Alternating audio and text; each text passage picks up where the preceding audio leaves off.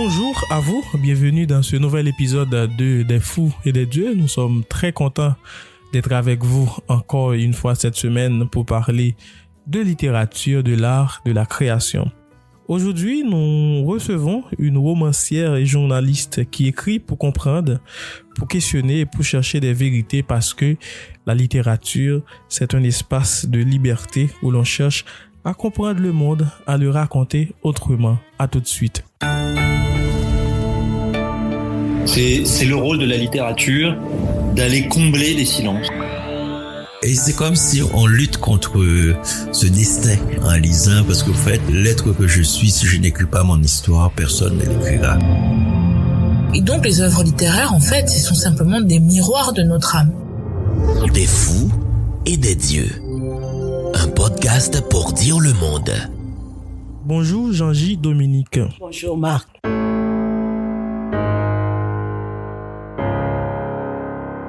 Et merci de nous accueillir chez vous. C'est toujours un plaisir d'entrer dans un espace où quelqu'un écrit et c'est un endroit intime avec les voix du passé, les mots qui ne sont pas encore écrits.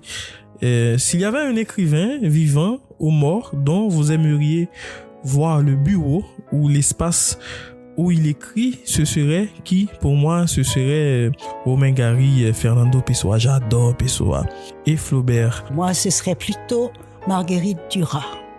J'avoue que j'aurais été très curieuse de voir où elle écrivait parce que j'ai appris par hasard une fois où il était question d'écriture, où elle a précisé que elle ne peut pas commencer à écrire si elle n'a pas fait son lit ou si son lit n'a pas été fait. Donc je me suis dit tiens, une maniaque, j'aimerais voir son bureau.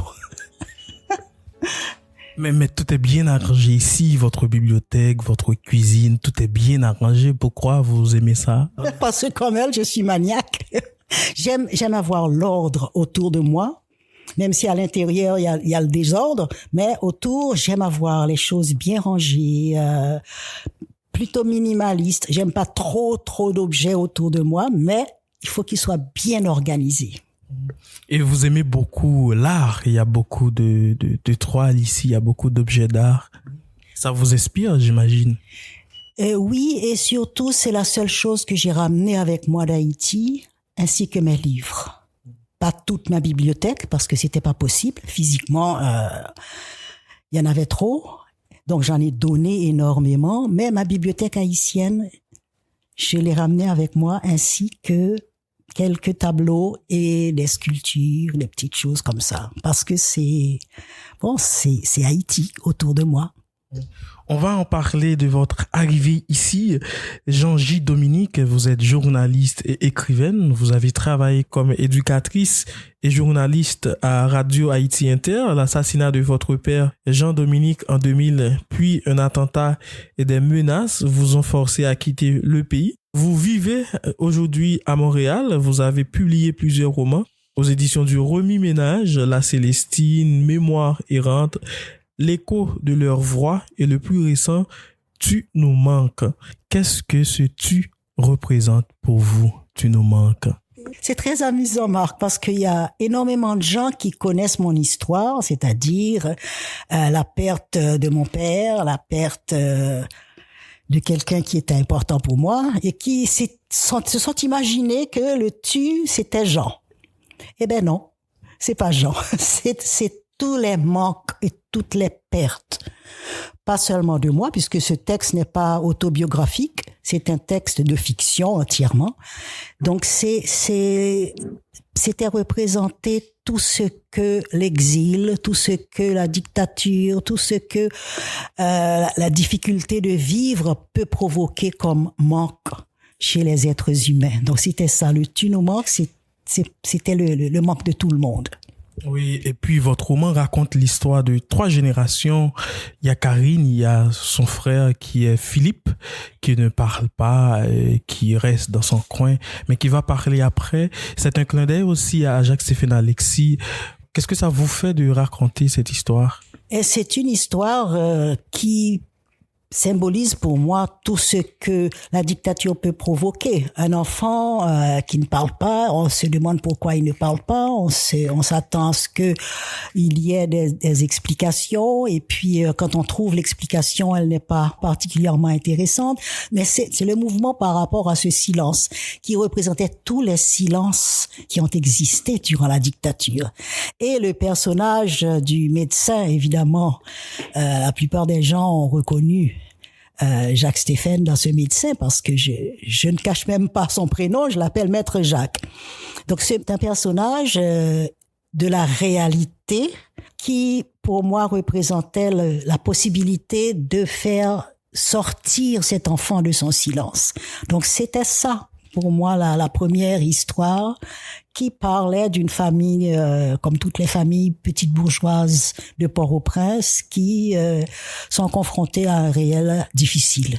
Et puis, il y a Karine qui est née en 1957. C'est la date de l'arrivée de Papa-Doc au pouvoir en 1957. J'étais même pas encore né, mais cette date, moi, quand je vois cette date n'importe où, je vois que c'est fort 1957.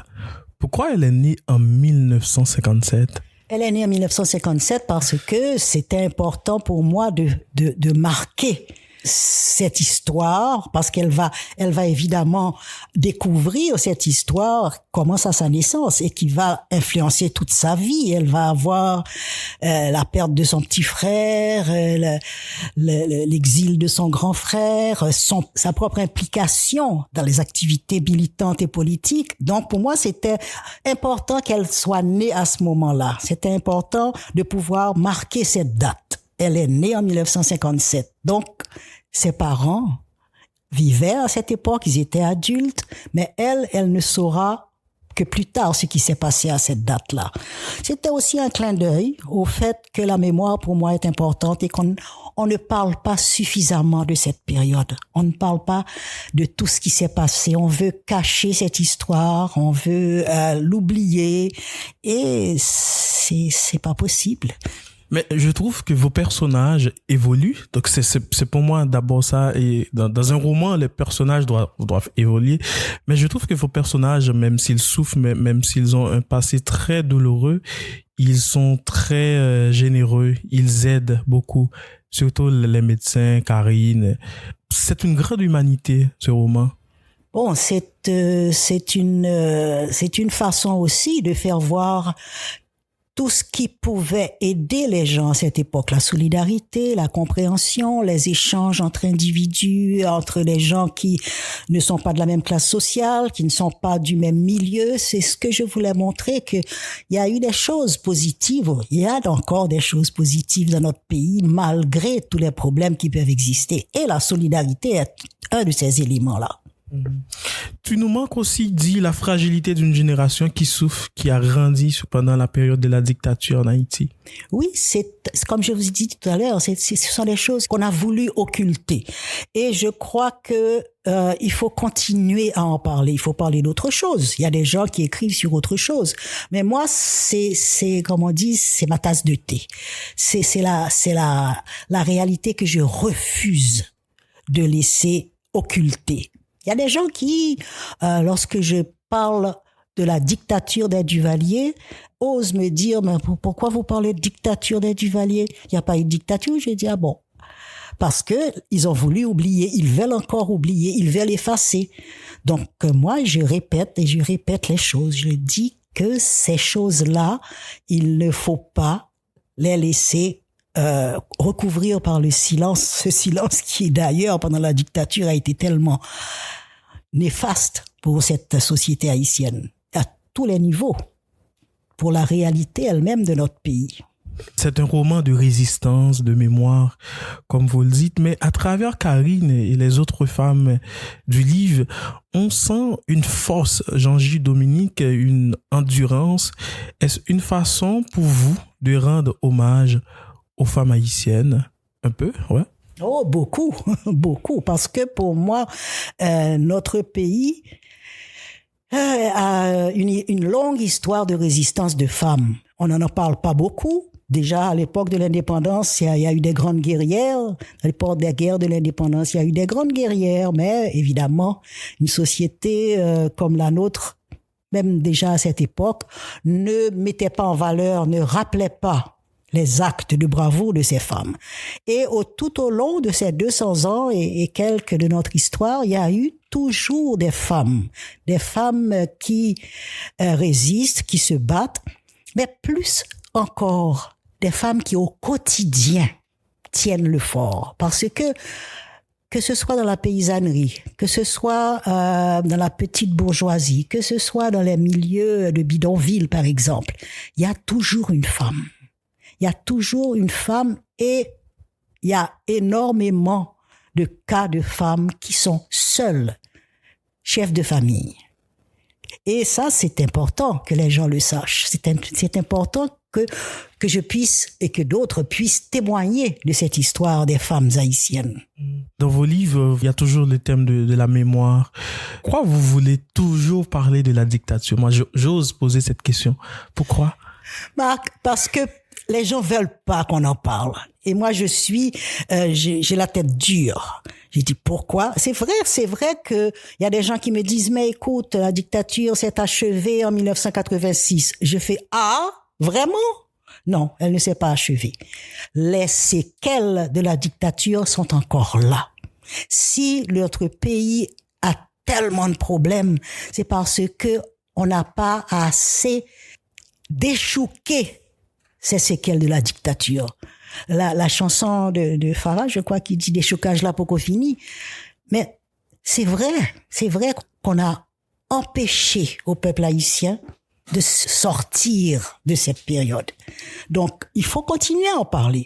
Je ne sais pas si ça a attiré votre attention, mais il y a d'autres pays, comme par exemple le Chili de Pinochet, où la question de la mémoire est encore une question délicate, où les gens n'osent pas tellement parler, ou alors on en parle de façon officielle, et puis moi je veux continuer, je veux qu'on puisse un jour dire toute la vérité, parce qu'elle n'a pas encore été dite, vous savez. Vous êtes jeune, et il y a des gens de votre génération qui souvent me disent « Oh, on ne savait pas telle chose, on nous a pas appris. » C'est vrai.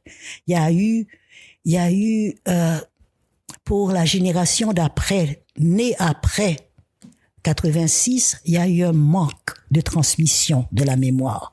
Et je me sens, moi aussi, coupable de ça. Je sais que souvent on me dit « Oui, mais tu as fait ton possible à la radio, tu as fait ton... » Oui, j'ai fait mon possible, mais c'était pas assez. Il fallait continuer et je vais continuer. Il faut continuer. Et c'est ça le rôle de la littérature, dire la vérité et transmettre la mémoire. Et c'est important. La dictature a vraiment ravagé Haïti, on le sait. Mais qu'est-ce que la dictature a fait de vous, Jean-J. Dominique? Elle a fait de moi ce que je suis, parce que je suis née un peu plus tôt que Karine, mais j'étais petite fille sous la dictature et j'ai vécu des choses difficiles, j'ai vécu le silence, j'ai vécu les paroles qu'il ne fallait pas dire, je me souviens que j'ai été giflée par mon père pour une fois dans ma vie parce que j'avais dit qu'un voisin était un macoute. Et il s'est rendu compte que ça mettait toute la famille en danger. Donc il m'a dit tu mens et il m'a giflé. Donc c'est toutes ces choses-là. C'est toute cette formation qu'on reçoit lorsqu'on vit sous la dictature. On va à l'école, on rencontre des amis, etc. Mais il y a toute une frange de la vie qui est attaquée par cette dictature. Mais qu'est-ce que pour vous, Jean-J. Dominique, la dictature a fait d'Haïti? Elle a fait d'Haïti ce pays qu'il est encore aujourd'hui, Marc. Parce que, je vous ai dit, les séquelles sont encore là. C'est le grand drame de notre pays, de ne pas avoir réussi à sortir de cette dictature en allant de l'avant. Chaque fois, on se faisait écraser par toutes sortes de forces, des forces intérieures comme des forces extérieures. Et ça continue. Ça continue jusqu'à aujourd'hui. Et c'est ça que je veux que les gens comprennent. C'est pas terminé. On y est encore.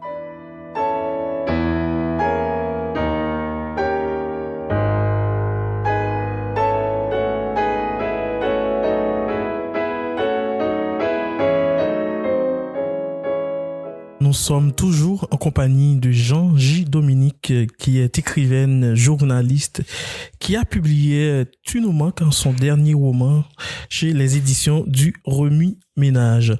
Jean-J. Dominique, comme je l'ai dit au début de cet épisode, vous avez quitté Haïti vers les années 2000, je ne sais pas dans quelle année, à cause des menaces, et votre père est mort, assassiné à Port-au-Prince, et vous avez fait de la radio. Et ici à Montréal, est-ce que vous pouvez nous raconter votre histoire avec Montréal? Eh bien, j'ai connu Montréal dans les années 70, quand je suis venue à l'université, et j'ai vécu pendant quelques années les études, et aussi j'ai travaillé dans les syndicats, j'ai travaillé à la CSN. Ça a été une expérience formidable pour moi. Ça m'a appris le monde ouvrier, ça m'a appris les syndicats, ça m'a appris la solidarité, ça m'a appris les marches du 1er mai, ça m'a appris aussi le féminisme. Donc, en 2000, quand je suis revenue, en 2003, j'avais déjà des points d'ancrage à Montréal où j'avais vécu 8 ans entre mes études et cette expérience syndicale. Donc, en revenant en 2003, j'ai repris mes repères, des amis. J'avais rencontré les éditrices de Remue-Ménage en Haïti quand je travaillais à la radio. Donc, quand je suis revenue à Montréal, elles m'ont accueilli. Et j'ai travaillé un petit bout de temps comme bibliothécaire, disons comme teneur de livres. J'ai travaillé dans un centre d'affaires où je servais des clients et je faisais la comptabilité aussi. Et puis avec l'âge, j'ai pris ma retraite en continuant sans arrêt à écrire. Je ne publie pas énormément parce que ça me prend beaucoup de temps à écrire, ou plutôt à corriger mes textes. J'écris vite, mais je corrige lentement. Donc, depuis mon retour à Montréal en 2003, j'ai republié les textes qui avaient paru en Haïti en faisant une édition de La Célestine, qui en Haïti s'était appelée Inventer la Célestine. J'ai publié après Mémoire errante, et puis L'écho de leur voix, et maintenant Tu nous manques. Donc, mon éditrice m'a dit, cette fois, tu ne vas pas attendre 8 ans avant d'en publier le prochain. Je lui ai dit, tu peux être sûr que je vais pas attendre 8 ans parce qu'avec l'âge qui monte, j'aurai pas beaucoup de temps devant moi. Donc, c'est ça. Montréal, c'était pas un endroit, inconnu pour moi quand je suis arrivée en 2003. J'avais de la famille, j'avais des amis, et puis, j'ai recommencé ma vie ici. Ouais, j'imagine, parce que c'était après l'assassinat de votre père qui était un journaliste très respecté en Haïti. Mais comment ça a été cette intégration? On sait que vous êtes arrivé avec une très grande blessure qui est toujours là. Comment ça a été cette intégration? Eh bien, les premières années ont été difficiles parce que en quittant en 2003, j'ai quitté avec un baluchon parce que je m'étais dit, on va revenir bientôt. Michel Montas et moi, on est partis pour présenter entre autres le film sur Jean de Jonathan Demme. Donc, dans notre tête, ça allait être une espèce d'intermède entre la radio et le retour en Haïti. Et plus le temps passait, plus on se rendait compte que ce retour s'éloignait. Il y a eu des difficultés dans le dossier justice pour Jean. Il y a eu de plus en plus d'attaques à la liberté de la presse. Et puis, un jour, je dis souvent, un jour, je me suis rendu compte que rentrer en Haïti n'était pas un danger pour moi, parce que tout le monde était en danger dans mon pays. Ah, plus avec les gangs maintenant. Donc là, c'était définitivement, il fallait faire une croix sur le retour aux médias ou même envisageable au pays. Donc, les premières années, j'ai eu la difficulté à accepter le fait d'être éloigné d'Haïti et de l'être peut-être définitivement.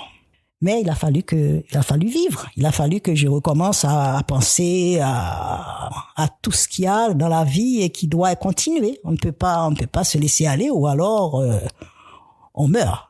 Ouais. Et quel souvenir vous gardez de votre père? Oh, mon père, c'était quelqu'un de très difficile comme patron, mais d'adorable comme papa, parce que j'ai travaillé avec lui à la radio et j'avoue que il n'a pas été tendre avec moi, parce que il était très exigeant envers lui-même, donc il était exigeant envers les autres aussi. Et j'ai par exemple un souvenir d'une émission que j'ai raté entre guillemets. J'avais un magazine d'information quotidien et ce jour-là, je devais parler d'une rencontre de paysans dans l'Artibonite. C'était ça le script de cette journée-là. Et puis, quand j'ai commencé à annoncer ça, mon metteur en ondes m'a fait signe non. Alors j'ai annoncé une musique et je suis sortie, je lui ai dit qu'est-ce qui se passe? Il dit la bande magnétique est abîmée, on ne peut plus passer ce reportage-là. J'ai dit, on va trouver autre chose. Donc, on a farfouillé, on a trouvé autre chose et on a fait notre émission, comme tous les jours. Et quand je suis sortie du studio, je passais devant le bureau de Jean et il m'a dit, les paysans de l'Artibonite ne sont pas assez bons pour madame. J'ai figé. J'ai dit quoi? Il dit, j'ai bien compris que tu ne voulais pas. Et je suis partie furieuse. À ce moment-là, mon metteur en ondes, qui passait là, il a dit, mais Jean, elle n'a pas refusé de passer. La bande magnétique était cassée. Il est venu s'excuser, parce qu'il est quand même honnête. Mais ça a été vraiment un moment très dur, parce que je me suis dit, comment est-ce qu'il peut s'imaginer que j'aurais levé le nez sur les paysans de l'Artibonite? Mais bon, c'était comme ça, il était comme ça. Je vois quand je vous lis, Jean-J. Dominique, vous parlez de mémoire. On sent que ce n'est pas juste une idée, c'est une manière de toucher, presque de respirer. Je vois que c'est quelque chose de vivant chez vous, parfois douloureux. Mais comment vous écrivez sans tomber dans le désespoir? Comment transformer la perte en lumière? Je dis toujours que ça m'aide à vivre. Écrire m'aide à vivre. C'est vrai que ce que j'écris parfois est difficile. D'ailleurs, je fais beaucoup de cauchemars la nuit, surtout quand je travaille sur un texte. Mais c'est en même temps, c'est un moteur pour moi. Ça me permet de continuer d'être optimiste. Parce que au fond, je ne peux pas être pessimiste parce que sinon, on ne peut pas avancer, on ne peut pas être... Et je suis donc délibérément optimiste. Je veux croire que dans notre pays, à un moment donné, ça va aller mieux. Je ne sais pas si c'est mon fils ou mon petit-fils qui verra ça, mais je sais que ça doit arriver. Je veux croire que ça va arriver. Et écrire, ça vous libère? Écrire, ça me fait du bien. Ça me fait absolument du bien, même quand ce sont des choses difficiles que j'écris, ça me fait du bien. Mais c'est quand même par moment, ça peut être lourd. Nous sommes dans votre bibliothèque et j'imagine, pour écrire, il faut lire. C'est le premier commandement. Mais je vois que vous avez Jacques-Séphane Alexis, vous avez Jean Ingrin, vous avez Eddie Garnier, vous avez Roxane Gay, qui a écrit beaucoup sur Haïti aussi. Qu'est-ce que vous lisez en ce moment, Jean-J. Dominique? En ce moment, je lis la littérature québécoise. Parce que ça faisait quand même un bout de temps que j'avais été absorbée par les textes haïtiens. D'ailleurs, le dernier texte d'Edwidge Dantica qu'on m'a fait parvenir m'a passionné. C'est Nos solitudes que ça s'appelle. C'est mon dernier texte haïtien que j'ai lu. C'est celui d'Edwidge Dantica. Par la suite, j'ai lu des romans et des essais québécois. Mais vous écrivez beaucoup sur la dictature. Il y a beaucoup de textes en Haïti qui sont presque sur la dictature. Moi, j'ai lu Saison sauvage de Ketlimas, j'ai bien aimé. Il y a Dany Laferrière qui a écrit sur la dictature. Il y a Gérard Pierre-Charles. Il y a beaucoup d'écrivains. Est-ce que vous lisez ces écrivains-là? Ils sont tous là. Ils sont tous dans ma bibliothèque. Oui, je les lis, évidemment. Je lis la littérature haïtienne parce que j'en ai besoin et parce qu'elle m'intéresse. Elle est formidable. Il y a des jeunes et des moins jeunes qui continuent à écrire et c'est... Comment se déroule votre journée, Jean-J. Dominique? Vous écrivez, vous lisez?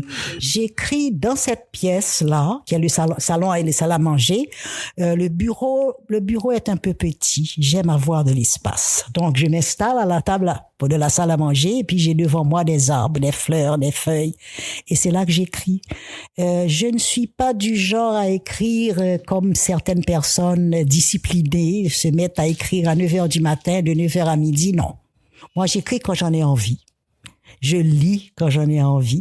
J'ai la chance immense d'être à la retraite.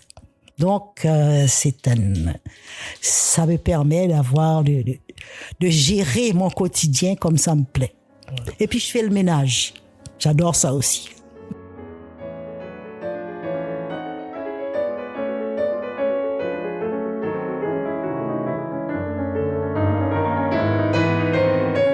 Tu nous manques. Édition du Remue-Ménage. On va commencer avec la page 7. Je suis allongée sur le lit étroit de ma dernière demeure. Drap de coton blanc, couvre-lit à motifs floraux couleur pastel, du bleu ciel, du vert d'eau et un jaune plus soutenu, illusion d'une après-midi ensoleillée. Le même motif est imprimé sur les rideaux. Tous les jours, une jeune fille vient les ouvrir pour m'encourager à sortir du lit. Je ne l'ai pas choisi, ce lit. Il occupe ma chambre minuscule, accompagnée d'une table de chevet, d'un buffet en contreplaqué et d'une chaise pour les visiteurs. J'avais l'usage d'un fauteuil capitonné de toile rêche sur lequel j'avais installé une couverture d'une étoffe plus douce et un coussin pour caler mes reins fatigués. La couverture colorée au dessin géométrique cachait le tissu élimé du rembourrage. Je m'égare. Pourquoi évoquer cet endroit qui n'a aucune importance, sinon d'avoir entouré les brèves années que j'y ai passées? J'étais dans un environnement sécurisé avec médecins et infirmières pouvant prendre soin de la vieille dame fragile que j'étais devenue. Autonome cependant, j'avais toute ma tête. J'étais en mesure de lire, d'écrire, de discuter avec moi-même la plupart du temps, de manger et de me laver toute seule. Ma fille Karine craignait que je me fasse mal dans l'escalier de la maison familiale, juchée sur mes chaussures à talons aiguilles. Il me fallait de très longues minutes pour descendre les 27 marches dont j'exigeais qu'elles soient cirées chaque semaine. Merci Jean-J. Dominique. C'est moi qui vous remercie, Marc.